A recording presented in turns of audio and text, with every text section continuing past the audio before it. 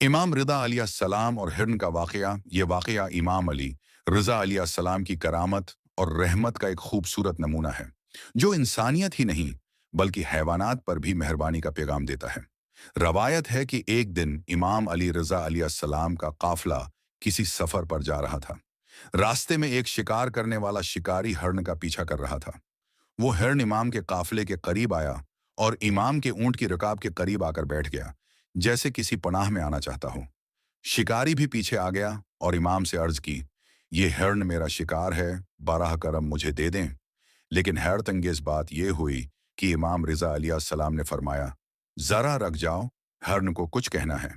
امام نے ہرن سے پوچھا، تم یہاں کیوں آئی ہو؟ ہرن نے معجزانہ طور پر انسانی زبان میں امام سے عرض کی، یا ابن رسول اللہ، میں اس وقت حمل سے ہوں اور میرے بچے کا وقت قریب ہے، مجھے چند دن کی مہلت دے دیں، میں بچہ دے کر خود واپس آ جاؤں گی تاکہ یہ شکاری مجھے لے جا سکے۔ نے شکاری سے کہا، یہ ہرن وعدہ کر رہا ہے کہ کچھ دن بعد واپس آئے گا، اسے جانے دو۔ شکاری نے تعجب سے کہا، مولا، یہ ایک جانور ہے، کیسے وعدہ نبھائے گا؟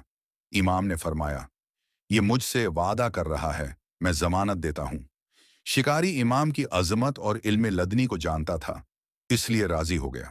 چند دن بعد وہی ہرن اپنے بچے کے ساتھ واپس آیا اور خود کو پیش کیا تاکہ وعدہ پورا کرے۔ یہ دیکھ کر شکاری کی آنکھوں میں آنسو آ گئے۔ اس نے کہا، یا ابن رسول اللہ، میں گواہی دیتا ہوں کہ آپ اللہ کے ولی ہیں۔ اب میں اس ہرن کو آزاد کرتا ہوں، کیونکہ جو وعدے کی وفادار ہو وہ شکار کے لائق نہیں۔ سبق 1، امام کی رحمت صرف انسانوں کے لیے نہیں بلکہ ہر مخلوق کے لیے ہے۔